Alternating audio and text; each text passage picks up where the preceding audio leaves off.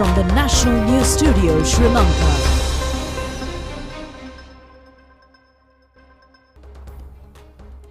Hello and welcome to the National News Broadcast. We're coming to you live from the Sri Lanka Rupavahini News Studios. I am Thilina Udayaratna, and joining me today at the Sri Lanka Rupavahini Corporation's News Studios is Dulanjali Ananda.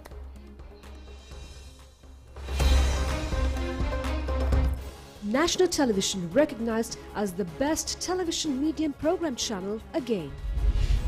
Central Bank says several policy decisions had been taken before the IMF process for the country's economic stability.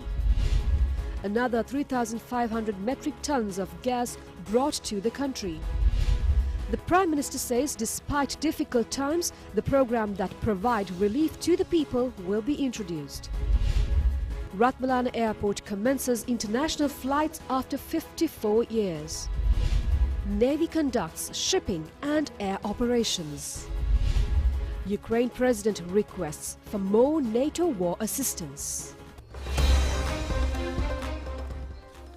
Well, on your top local stories this evening, the National Television of Sri Lanka, Sri Lanka Rupavahini Corporation, was crowned as the best program channel of the year at last evening's Raigam Tellies held at the Shangri-La Hotel. After almost 2 years of not being able to have this awards ceremony, quite a few folks here at the Sri Lanka Rupavahini were able to grab the prizes last night, including 39 nominations, out of which, let's see what the night has unfolded.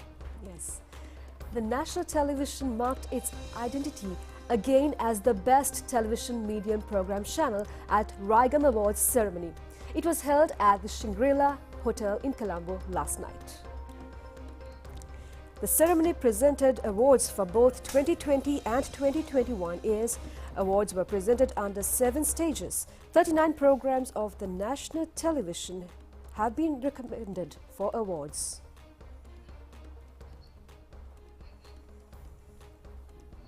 National television was recognized as the best program channel of the year.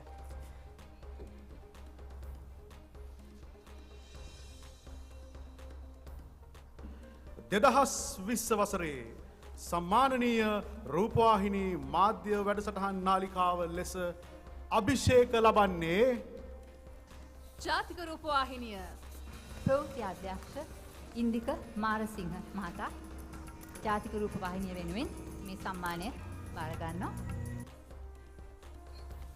National Television's Chaminda Silva was presented with the jury's special award for the documentary program Suwahasak Pahandalvu Lakshapana. The jury's special mention went to Alakamandava program directed by Vinita Karunaratna. Senaka Edru Singha won the jury's special award for the Gamaneya teledrama.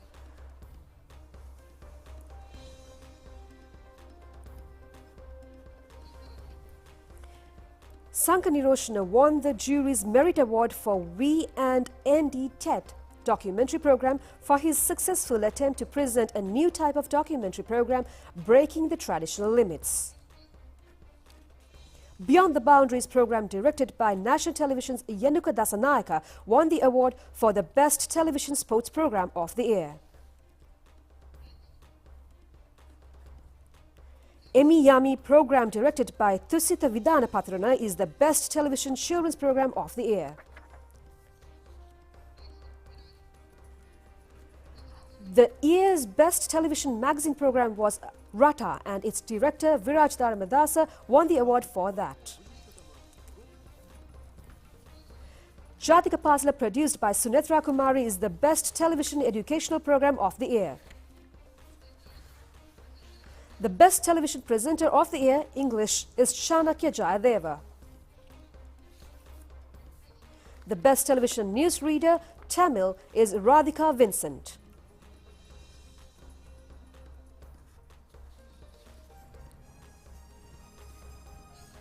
The best television presenter, Sinhala, Tanuja Jayawardena.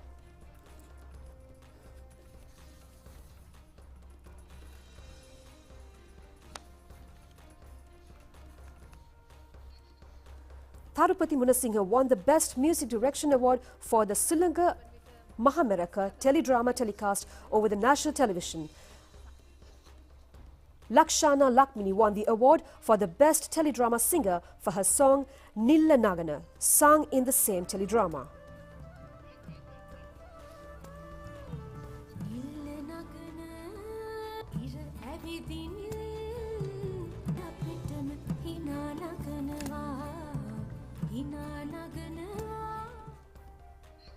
Sudat Devapriya, who wrote the song, won the award for the Best Teledrama Lyrics.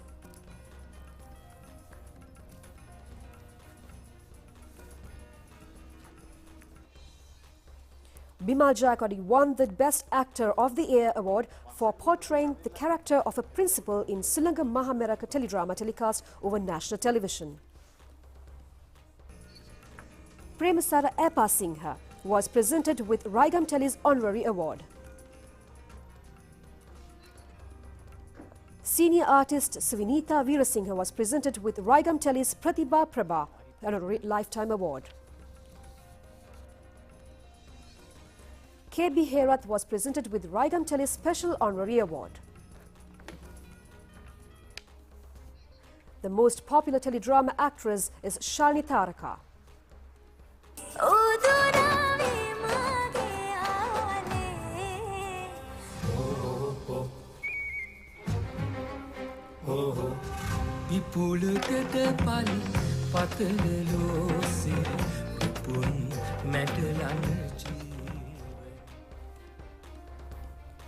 The central bank has announced its stance on the report of the International Monetary Fund. The statement says that the government expects a close relationship further with the IMF, and the central bank is prepared to give its full support. The central bank has explained the process that took place in connection with the Article 4 of the IMF. Accordingly, a group of IMF officials toured Sri Lanka in December and held discussions with the central bank and officials of state institutions, among financial institutions, private sector organizations and officials in the financial sector. Thereafter, the IMF officials, after leaving the country, had requested for further explanations about Sri Lanka's economy. Thereafter, they have held executive-level discussions of the IMF on the fourth article. By that time, Sri Lankan officials had come to a policy agreement to announce the report of the IMF. After the executive discussions of the IMF, it had issued a media statement. Thereafter, a group of IMF officials arrived in the country to brief the president about the decision taken according to the consultations under the fourth article. After Sri Lanka authorities had taken the final decision, the final report was published on the 25th of March. During the process, the central bank has taken steps to engage in a close dialogue with the government by further analyzing it and to publish the relevant analysis. The central bank statement said that before the process of the IMF, the Finance Ministry and the central bank implemented several policies for the economic stability of the country. It includes flexibility on foreign exchange ratios, removing foreign exchange market transactions limit, implementing steps to increase revenue and allowing the market to decide the price for main goods. Meanwhile, Chief Government Whip Minister Johnston Fernando has said that a debate in Parliament will be allowed on the IMF report.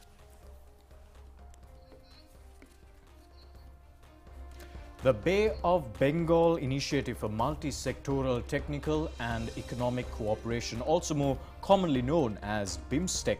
The summit will commence over the next few days and will be held with President Gotabaya Rajapaksa, in fact, chairing the summit. With everything that has been going on in and around the country, Dhulanjali, and in and around the world, there are many supply chain, many economic issues that will be discussed over the course of the summit, and we will see what the results of it are within the next few days as well. The BIMSTEC summit will commence in Colombo tomorrow. It is being held for the 5th time. The summit will be held until the 30th. The Ministry of Foreign Affairs has announced that the senior officials and foreign ministers of Bangladesh, Bhutan, India, Nepal and Thailand are arriving in the country for BIMSTEC senior officials meetings and ministerial meetings. Leaders of Bangladesh, Bhutan, India and Nepal, Thailand are scheduled to address the summit over video technology. President Gotabaya Rajapaksa will chair the summit. The charter of the BIMSTEC is scheduled to be approved and several legal agreements are also scheduled to be signed at the BIMSTEC summit.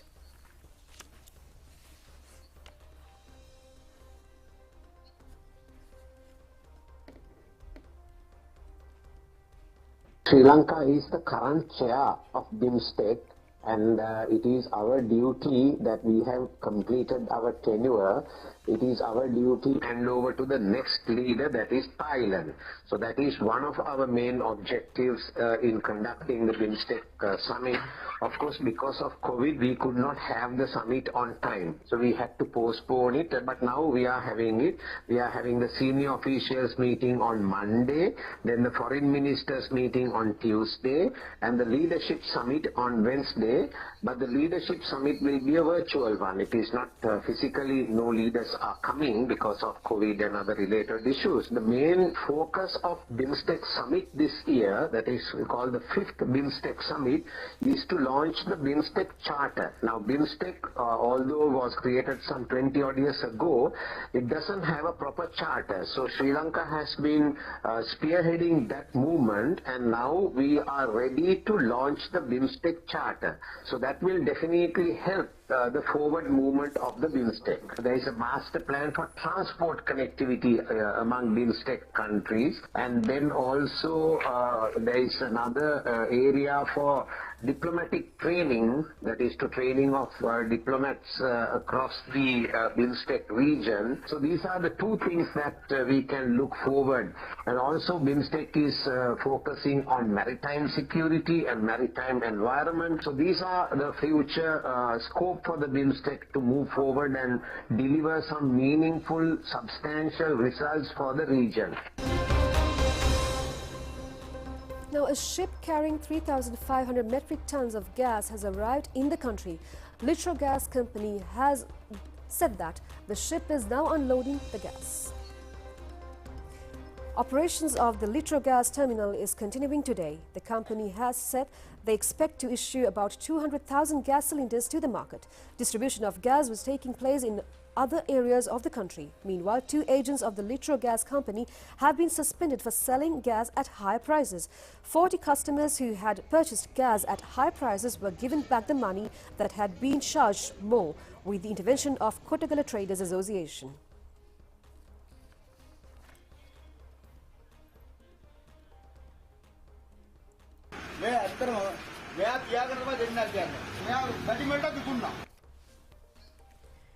Energy Minister Gamini Lokuge says that the fuel shortage will end soon.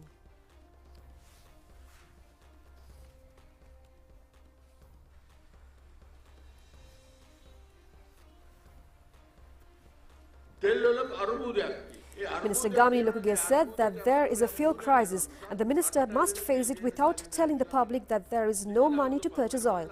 The queues for fuel will end after the new year. The refineries will commence to function again. Orders will be given to purchase crude oil.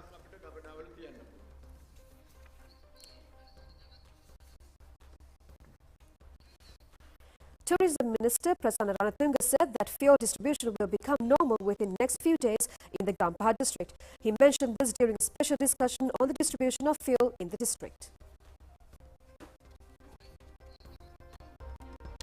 Prime Minister Mahinda Rajapaksa says that despite these difficult times, a program in fact will be implemented across the country to provide some sort of relief to the people.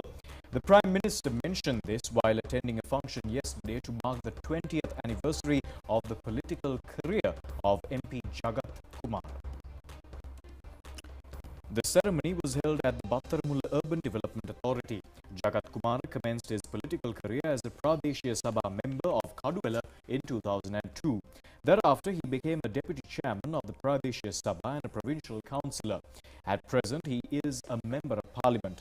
A group of people including Anunayaka of the Ramanya Mahanikaya, Venerable Valabuda Gunasiritera, the Mahasangha and parliamentarians were present on the occasion. Prime Minister Mahinda Rajapaksa said that he gave leadership to the area as well as some of the entrepreneurs in the country. He was recognized not only as a leader of the area but as a leader of the country. He had a sound understanding of what he was saying. The benefits given to the people should be given without reduction and to face these difficult times. It is important to implement a program to provide some sort of relief to the people during these tough times. සමහරු දේශපාලන දේශපාලන වශයෙන් තමන්ගේ ජනතාවගේ ප්‍රශ්න දිහා බලලා කටයුතු කරන්නට මම අපොස්ත විවේචනය කරන්න පුළුවන්. උන්ට ඒ වගකීම බාර දුන්නා මේ වගකීම කරන්න පුළුවන් කමක් නැති බව අපිට ඉතිහාසයෙන්ම පෙන්නලා තියෙනවා. ඒ නිසා අපිට අමාරු කාලයක් ඉන්නේ. ඒ අමාරු කාලේ අපි පිළිගන්න ඕනේ. හැබැයි ජනතාවට දෙන වරප්‍රසාද අපිට ඒ නිසා අඩු කරන්න පුළුවන් කමක් නැහැ. ආණ්ඩුවක් වශයෙන් ජනතාවගේ ප්‍රශ්න දිහා බලලා ඒ තියෙන ප්‍රශ්න වල අවබෝධයක් ඇතිව ඒකට සහනයක් ලබා දීමේ වැඩපිළිවෙලකට යන්න අපි කටයුතු කරන්නයි කියන එක මේ අවස්ථාවේ මතක් කළ යුතු තියෙනවා.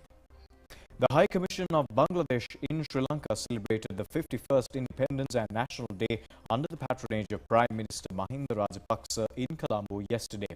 Prime Minister's wife, Mrs. Shiranti Wickremesinghe Rajapaksa, also attended the function on an invitation from Bangladesh High Commissioner in Sri Lanka, Tariq Mohammad Ariful Islam. Sri Lanka and Bangladesh marks 50 years of diplomatic relations this year. A group of people, including Speaker Mahinda Abeyewardene, parliamentarians, diplomats and high commissioners were present on the occasion. Prime Minister Mahinda Rajapaksa has instructed the Secretary to the Ministry of Economic Policies and Plan Implementation, Anusha Palpita, to take speedy measures to remove obstacles to use renewable energy as a solution to the power crisis. The Prime Minister mentioned this during the progress review meeting of the Ministry of Economic Policy and Plan Implementation at the Temple Trees. More than 60 rupees have been spent to generate 1 unit of electricity using fuel. Only 20 rupees will be spent to generate 1 unit of electricity using renewable energy sources. The Public Utilities Commission has pointed out that there is no other alternative but renewable energy sources for the prevailing power crisis. It has forecast that 28,200 gigawatts will be needed by 2030. The government policy is to get 19,800 gigawatts by renewable energy sources. The Public Utilities Commission has pointed out that the Electricity Board Act should be amended to suit the present times.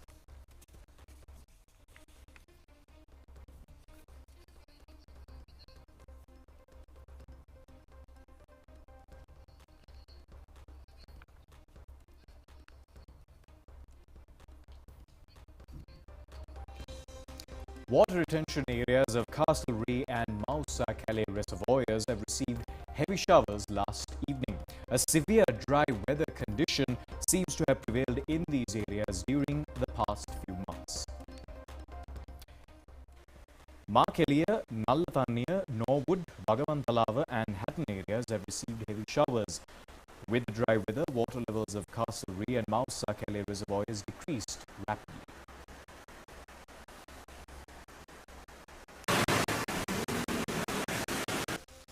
The meteorological department says rains or thunder showers can be expected in the north central, northwestern, western, Sabaragamuwa, central and Uva provinces. Showers or thunder showers could occur in the afternoon or night in sea areas of Colombo from Puttalam to Negombo via Colombo.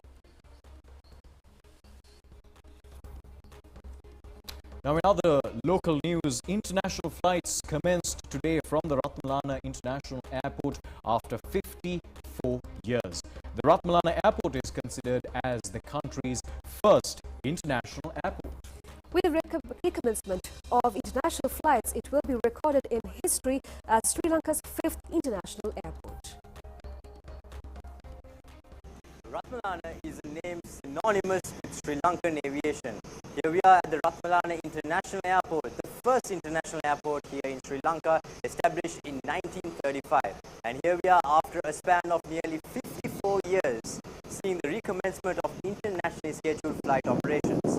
Constructions of the Ratmalana Airport commenced in 1934. It was named as Sri Lanka's first international airport and the first flight took off in February that year. An air postal service has commenced between Colombo and Mumbai in 1938. During the World War period in 1940, runways were developed under the British rule, and in 1947, the country's first airline, Air Ceylon, conducted international flight operations. After stopping international flights from Ratmalana Airport in 1968, all its services were transferred to Katunayaka International Airport. Airport and Aviation Services Company in 2012 announced Colombo Airport and Ratmalana as a domestic airport. Under its main internal flight schedule, apart from charter flights, facilities were given for international jet operations. Apart from that, the airport was used as a training center for pilots, aircraft engineers, and other related professions.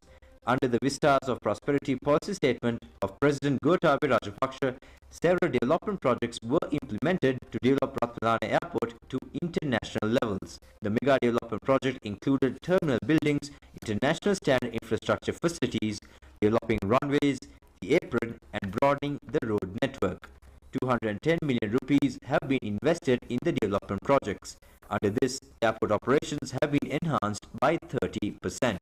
Minister Namal Rajapaksa, who arrived at the airport premises this morning, unveiled the commemorative plaque and named it as Colombo International Airport, Ratmalana. State Ministers D.V. Chanaka, Tharaka Balasuriya and businessman Damika Pereira were present on the occasion.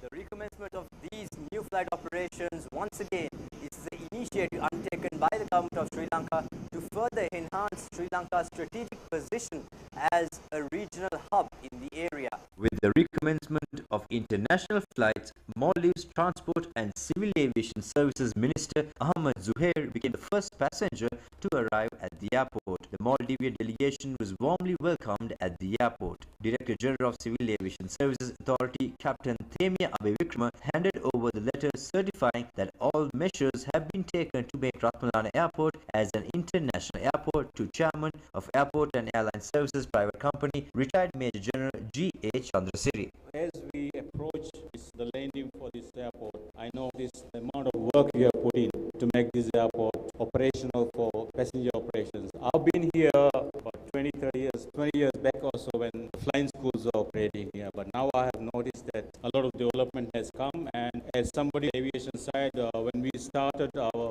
operations to Colombo about 12-13 years back, it was one of our wishes that we operate to Ratmalana instead of Bandaranaike Airport. But at that time, of course, things didn't work out, but I'm happy to see that now the dream has come true and Maldivian is operating here. I think that this definitely will be benefit a lot of, especially to the Maldivian community living here and Maldivians who travel here for leisure and pleasure, I would say, because most of the Maldivians live around this area, Dehiwala, Kalubowila and Welawat area, and most of the Sri Lankans who work in Maldives are probably from this area as well. And those who come here for leisure and medical, this will benefit, because although our flight took a little bit more than the normal flight timing, yes, we flew about 35 minutes extra than the normal Colombo flight, but if you look at the overall experience, you save on the transport time from Colombo to here. Plus, I think when you operate to a simple airport like this, the passenger process time will be less as well.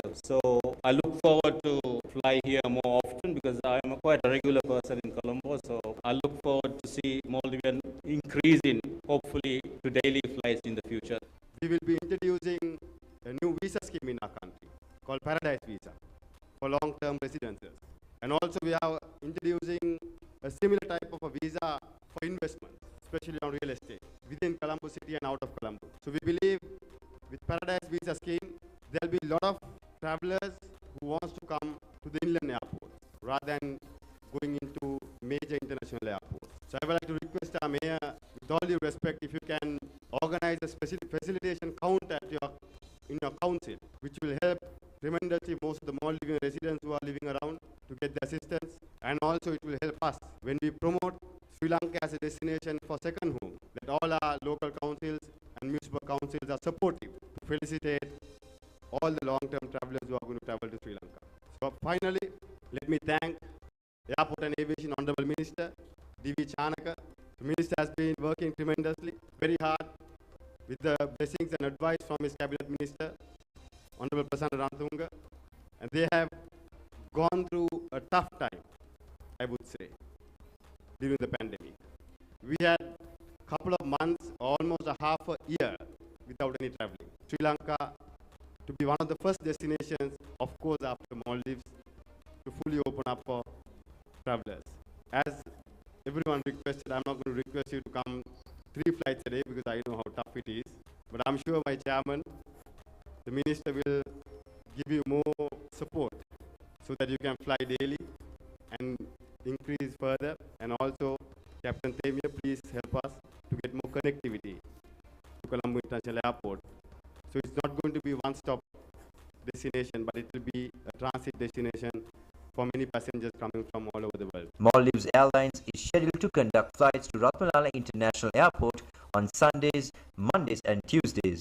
An agreement in this regard was signed on the occasion.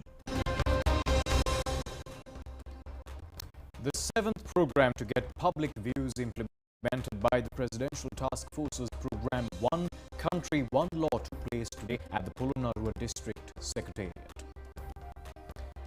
Public views were obtained by under the chairman of the Presidential Task Force for One Country, One Law, Venerable Galagodatte Nyanasara Thera. The other members of the task force were present on the occasion as well. The public, representing various sectors, expressed their views and gave their proposals to the task force. The Sairala ship set sail from Colombo Harbour for Indo-Sri Lanka naval exercises. The Navy Air Special Training commenced 60 nautical miles away from the harbour. The special stakeholder of the air training reached Sairala ship around 9:30 a.m. from the Katunayaka airport. It is a special helicopter produced in India under LHA Mark III category. The first landing on the ship was done by a research unit pilot of Indian Navy. It has taken 50 years for the Indian Navy to study the methodology and to practical implementation of the process. The Indian pilots are successfully providing the technology to the Navy and local pilots. After the practical training, local pilots landed the LHA Mark III helicopter on Sairala ship. Navy personnel of the Sairala ship conducted the necessary duties for the successful landing on the ship. With the commencement of air operations on board the ships, the Navy will be able to conduct the operations during any disaster in the sea areas.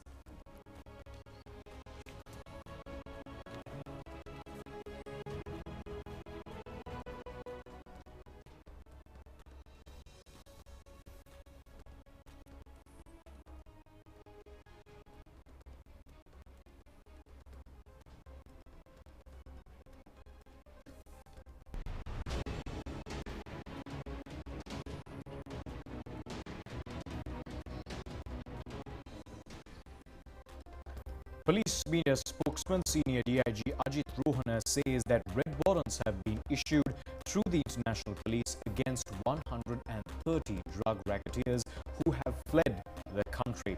He mentioned this during a media briefing held at the police headquarters today. 95,000 suspects have been arrested during operations related to drugs by the Sri Lanka police and the Special Task Force. 1,630 kilograms of heroin have been taken into police custody. Police and the Special Task Force have seized 15,000 kilograms of cannabis and 3,777 kilograms of synthetic drugs last year. 800 suspects have been taken into custody from January for drug-related offences. 360 kilograms of heroin, 2,100 kilograms of cannabis and 218 kilograms of synthetic drugs have been detected. Fishermen on the northwestern coastal belt are using TEPM as a solution to the prevailing fuel crisis. Fisheries boats use fuel in the industry, but the fishermen on northwestern coastal belt have taken to an alternative solution. TEPM is used in traditional fishing industry. The fisheries community gave up fishing using TEPM due to boats which used fuel. However, they have started again to use TEPM. The use of TEPM has helped them to save the money used for fuel.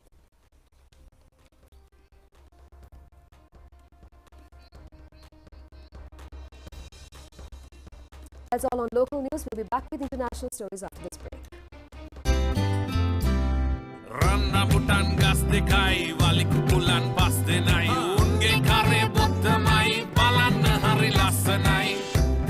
Prima Kottumi, hot and spicy Nava Vasarak Veva.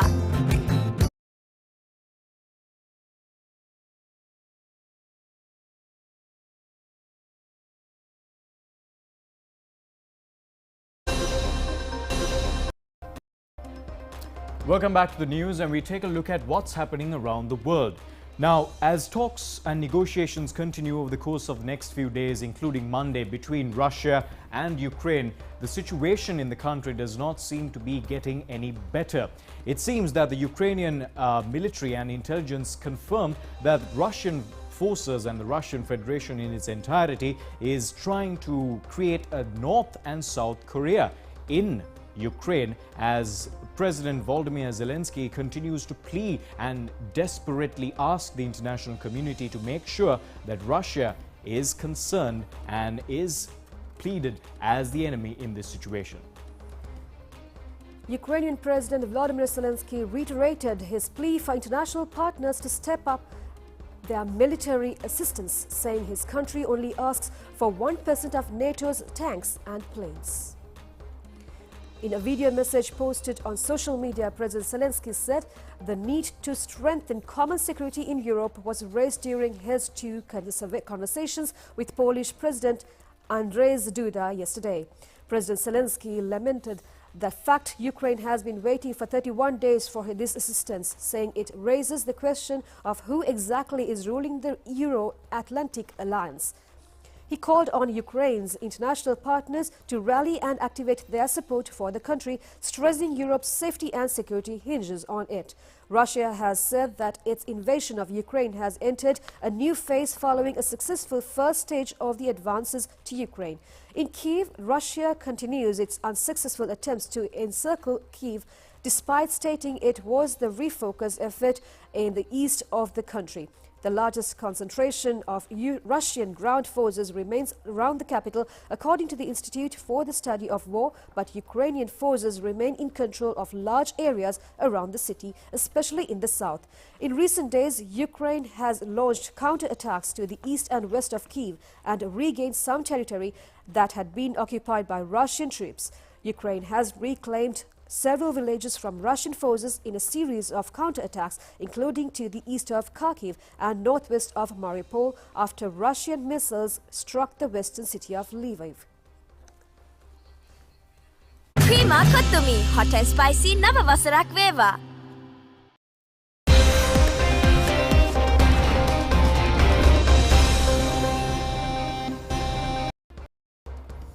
Welcome back to the news, and it's time for our Sport of Sports news.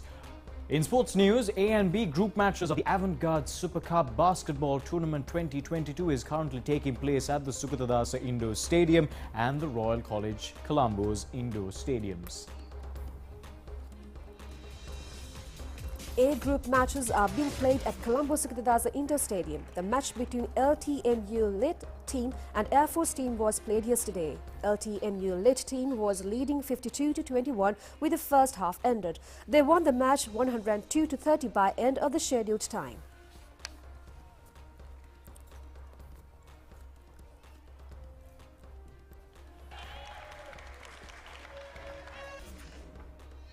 The match between Kaunas Lit and Sri Lanka Navy teams was played yesterday. Kaunas team was leading 51-31 in the first half. Kaunas team won the match 102-46.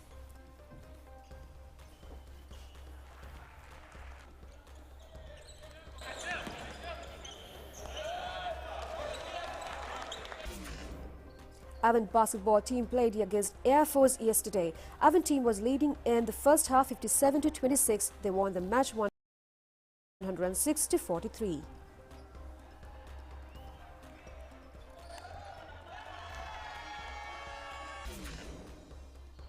B group matches are being played at Colombo Royal College Indoor Stadium. The match between OSSC and Nugegoda Caches WS played yesterday. The first half ended when the Nugegoda team was leading 28-24. They won the match 61-49. Buffaloes played against Nets. Buffaloes won 90-69. Buffaloes team was leading in the first half 42-30.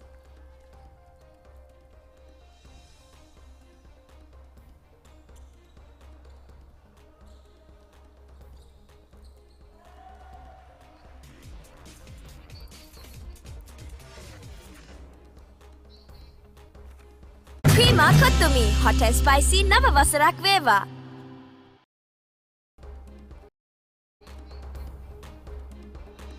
Well, that's a wrap on tonight's Rupavahini English News. Join us once again tomorrow at the very same time for the very latest. Until then, thanks for watching. Take care. Have a great night.